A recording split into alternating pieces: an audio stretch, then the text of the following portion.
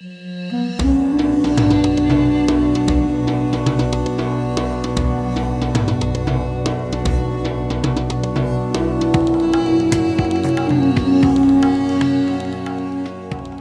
afternoon, everyone. I'd like to welcome you all to the Halftime Talk feature interview series.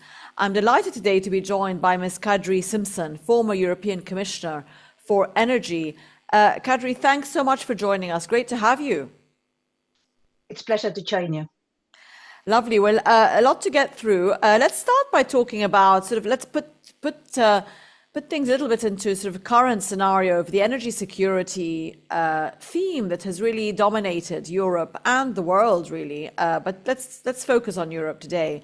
Since the Ukraine-Russia invasion, which is ongoing, we still don't have a ceasefire. Of course, the whole theme of energy security came again front and center. We'd just got through COVID, recovered from that. Then we had Russia-Ukraine war. Of course, we have the Middle East that is unstable at the moment as well. So our energy security seems to have taken a bit of a front seat ahead of energy transition the last year or two, from a geopolitical point of view and even cost point of view.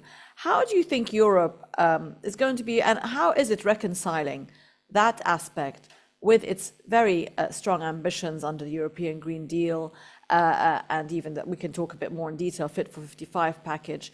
Are these contradictions for the continent?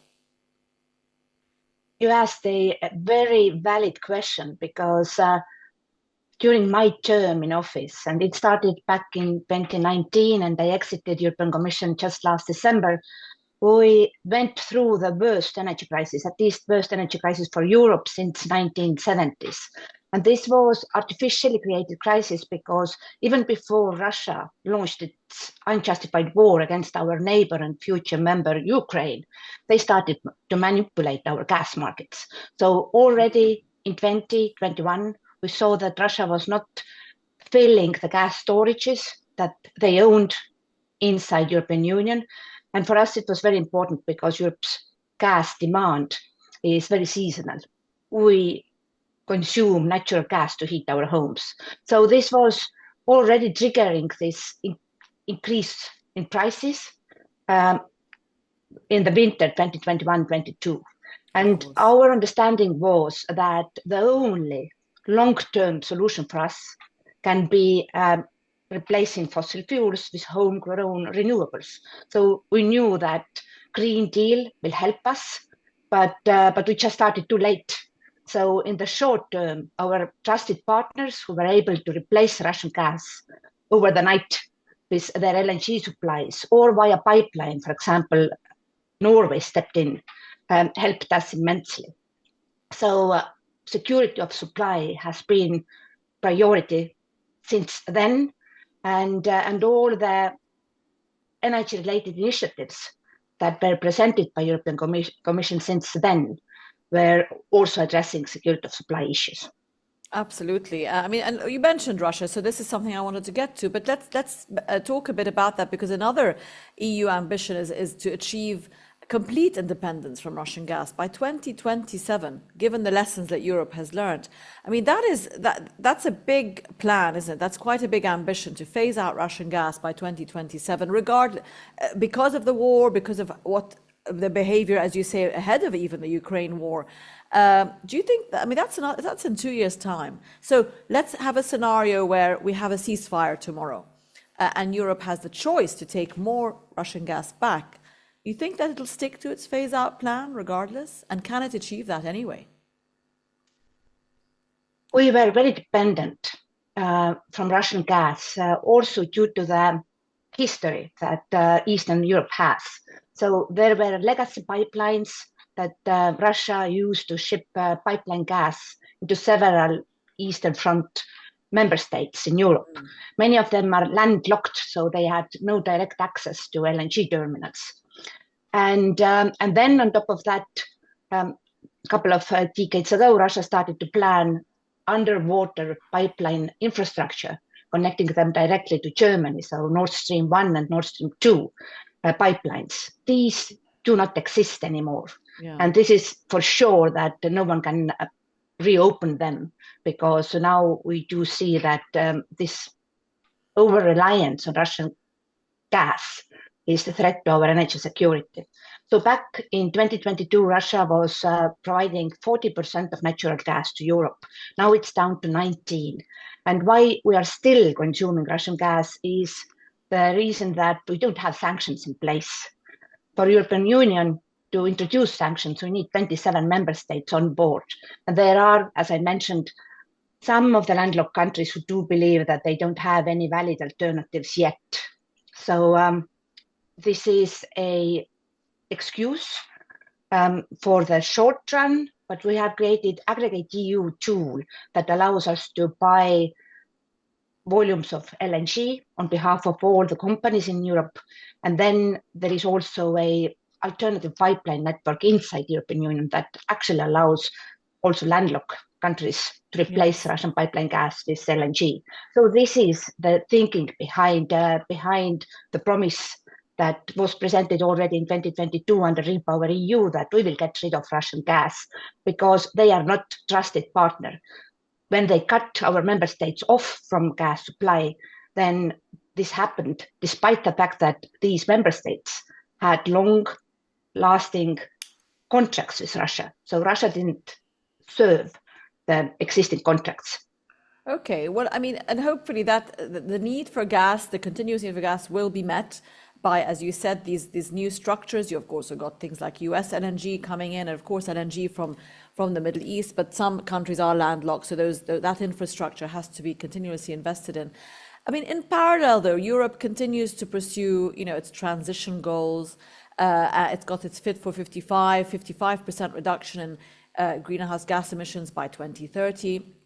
And the Fit for 55 package, in my understanding, is really an attempt also to upgrade the Green Deal. The Green Deal was a 5-year plan, which has kind of expired. So the Fit for 55 package has, sort of re-legislating some of those ambitions. How's that going within, do you think, Europe? I know you're not actively a commissioner anymore, but in terms of agreement between the various member states to pass this new updated legislation to reach these UN sustainability goals and again, reinvigorate really Europe's economy at the end of the day to a new transition?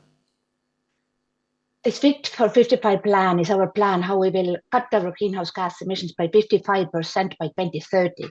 And this 55% reduction is comparison to the year of 1990. So we want to make sure that GDP can grow even if we are consuming energy in more efficient way.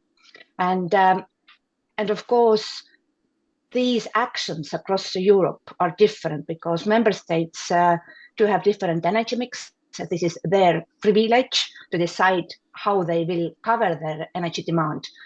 And altogether, 27 member states who will present their national energy and climate plans have to meet the EU level target that 42.5% of our energy has to come from renewables. And right now, the MEET target for 2025 will be met. So we already saw last year that there were another record year bringing online new solar and wind capacity.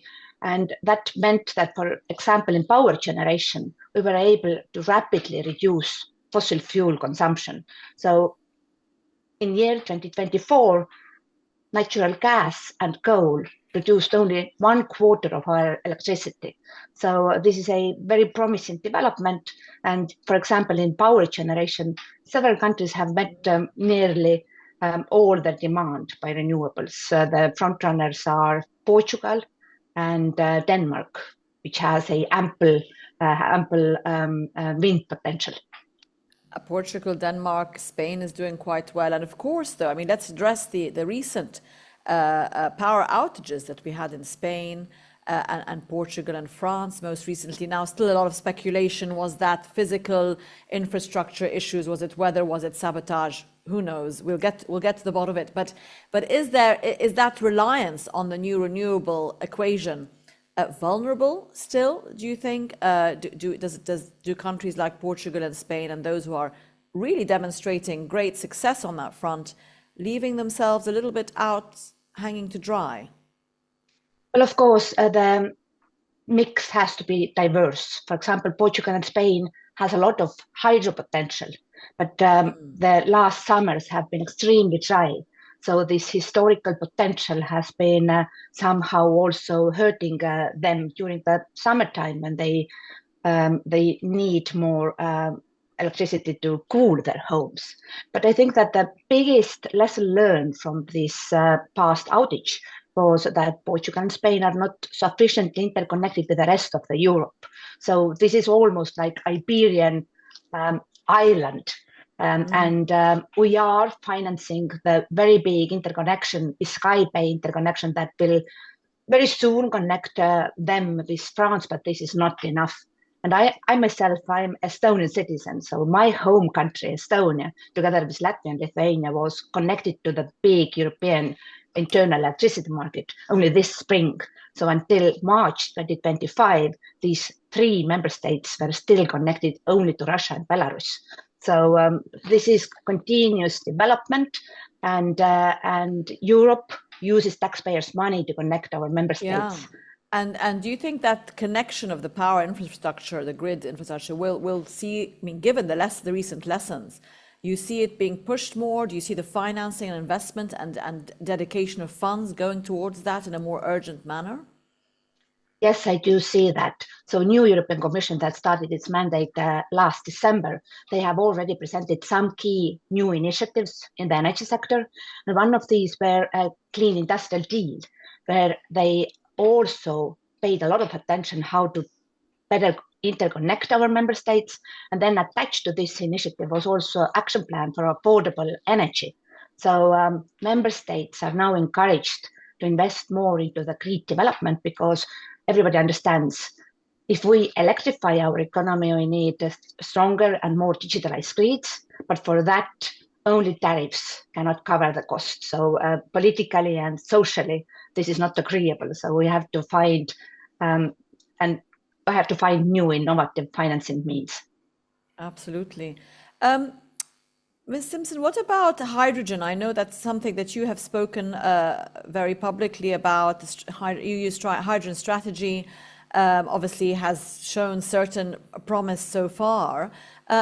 What do you think the uptake be, by hard to decarbonize sectors like steel, etc., be in Europe? I mean, are we going to be seeing domestic uptake within Europe, or do we see it more as, obviously also then Europe also will be looking to import hydrogen also from countries like in the Gulf, also gas producers? Where do you see hydrogen playing a practical role, and how soon do you think we can see that being implemented, green hydrogen? When we analyzed in 2022 which sectors do consume natural gas here in Europe, then we also noticed that significant volumes of natural gas are used to produce hydrogen here. Our industry already consumes 10 million tons of hydrogen, but mainly this is grey. And this was our understanding that first we have to replace the existing hydrogen with green hydrogen, and then we want to promote hydrogen in hard-to-abate sectors, so long-haul transport, also chemical industry, steel. And for that, in the near future, our industry will consume more green hydrogen than European producers can produce. So this has been our global outreach that we want to connect with potential green hydrogen producers, and we will be importing either ammonia or methanol from our trading partners. Another ambition of ours is to create globally recognized standards so that producers do know that they will have the same market access, not only to Europe, but for example, to Asia, to Japan. And this has been also part of diplomacy, energy diplomacy, to negotiate and coordinate with our international partners who are also big importers, the future steps. Absolutely. Another part of diplomacy and cooperation is, of course, carbon pricing, isn't it? And I know that EU again has been ahead of the game on that front, trying to establish or having established a carbon pricing system. Again, Fit for 55 is one aspect of that, is trying to help with that as well. But do you see still some sticking points in terms of agreement on carbon pricing? Perhaps different sectors are not aligned. with how they want to define things? You said standards are a big thing, aren't they? And that will certainly play into carbon pricing. Again, how much of a momentum do you see on that front in terms of positive progress? Carbon pricing is a very controversial issue. So here in Europe, we do have this principle in place that polluter pays, and that actually helped us to decrease fossil fuel consumption, because renewables do not have to buy allowances to emit CO2 into the atmosphere, but fossil fuel is taxed, not taxed, but polluter has to pay for emitting CO2. And that means that in some industrial sectors, the entrepreneurs might face the challenge that carbon leakage represents. So one of our initiatives was to guide also our trading partners to introduce similar kind of carbon pricing scheme, because that means that they will be exempted of our carbon border adjustment mechanism. And carbon border adjustment mechanism was communicated to the partners 5 years ago, but very soon it is supposed to enter into force. And another initiative from our side is to meet our long-term targets to cut greenhouse gas emissions by 90%. And we do know that existing technologies will not help us to achieve that target. So we need to promote also some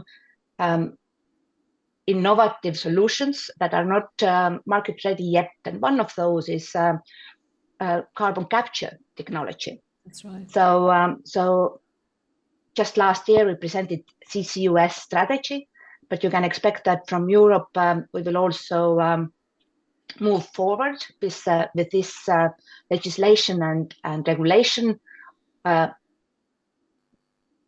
it has to be also backed by pricing. Otherwise it will be just remaining too expensive. Yeah, not commercial at all. What about nuclear energy? We've seen, it's no longer seen as the bad, dangerous boy of energy supply, is it? We've seen a revamp of certain, especially in like even for example in countries like Japan, they're revamping their nuclear plants after the Fukushima disaster in the Gulf, where I sit. Nuclear energy is coming to the fore, even with all the other resources that they have. Future of nuclear energy power in Europe, do you see that thriving? You mentioned Japan, and I actually had a privilege to visit the Fukushima power plant, and I was impressed the work that the Japanese engineers have done. So Fukushima as a city is reopened for citizens, and the experience and knowledge that Japanese nuclear experts do have will be very valid also for us.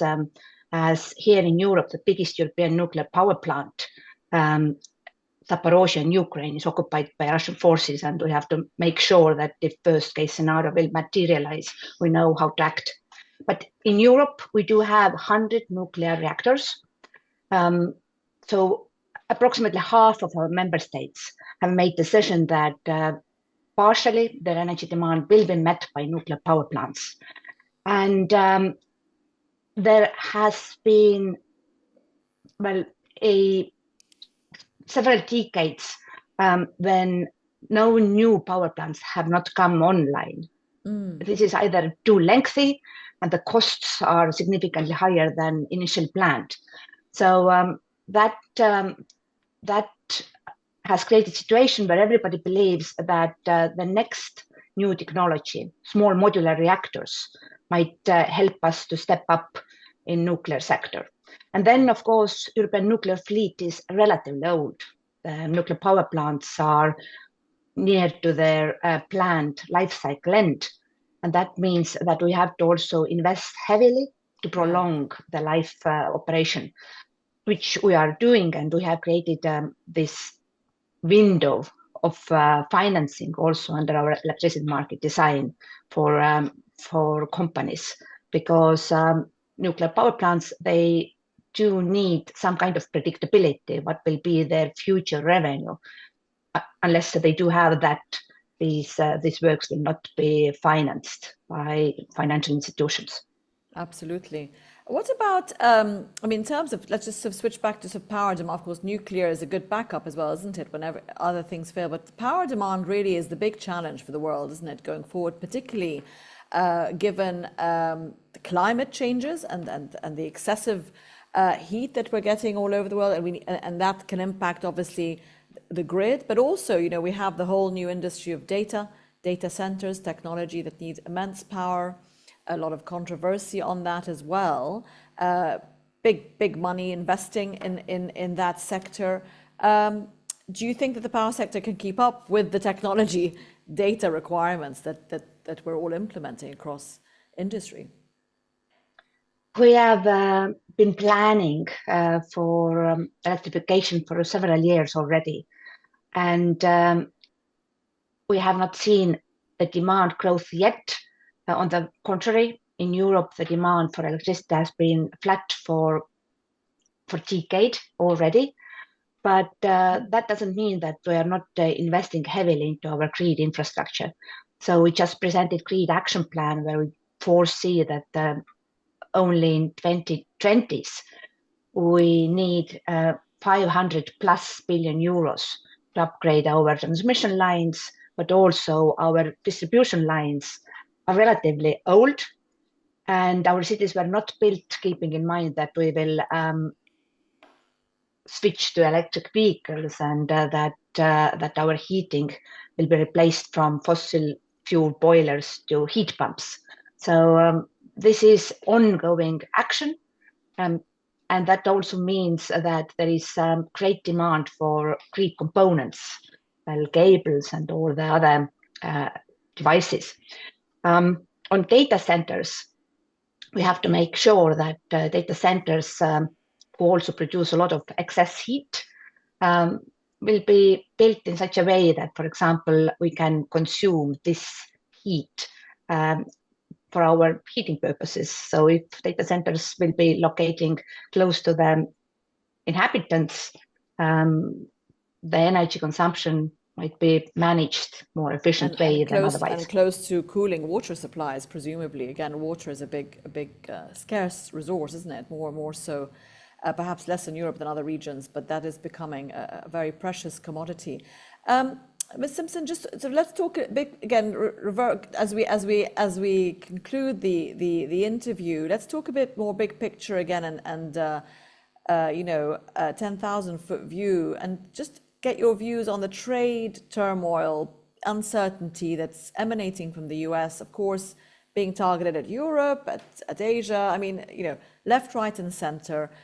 Still no real clarity how this will all end from a US perspective and its approach. How much is that destabilizing Europe in its economic planning in general and a budget planning, and where, for example, the German budget just allocated a whole new set of funds for defense because of the US geopolitical positioning around everything from trade to military backup. So again, do you think that has sort of dislodged Europe a bit in its economic planning and in its investment planning, particularly for transition? I've just had privilege to spend time in New York at Columbia University, as I'm there for spring semester as fellow. And compared to the mood back in United States, here in Europe, we can be proud of being boringly predictable and reliable partners. That means that investors who are very anxious across the Atlantic, they are looking for markets which are predictable, and Europe for sure is a market like this. So we do have our planning in place, also for budget. So EU multi-annual financial framework is always designed for 7 years, and right now the ongoing process is to design the next multi-annual financial budget, and there for sure cross-border infrastructure for energy will be granted more support than it was under this current mandate. So saying that, of course, the whole world, global trade will be impacted if these kind of tariff wars will last over the long time that they might. But European negotiators have been very clear that we are protectors of free trade, and our offer to the United States is to continue like this. So the headline that President von der Leyen made when she reached out to President Trump was that our offer is 0 for 0. This has been our principle, and this is just a very, very nice offer that I do believe no one can refuse. Well, we'll see where that goes. Ms. Kadri Simson, former European Commissioner for Energy, thanks so much for joining us on Halftime Talk today, for your thoughts. It's been great to have your insights. Thank you for the invitation.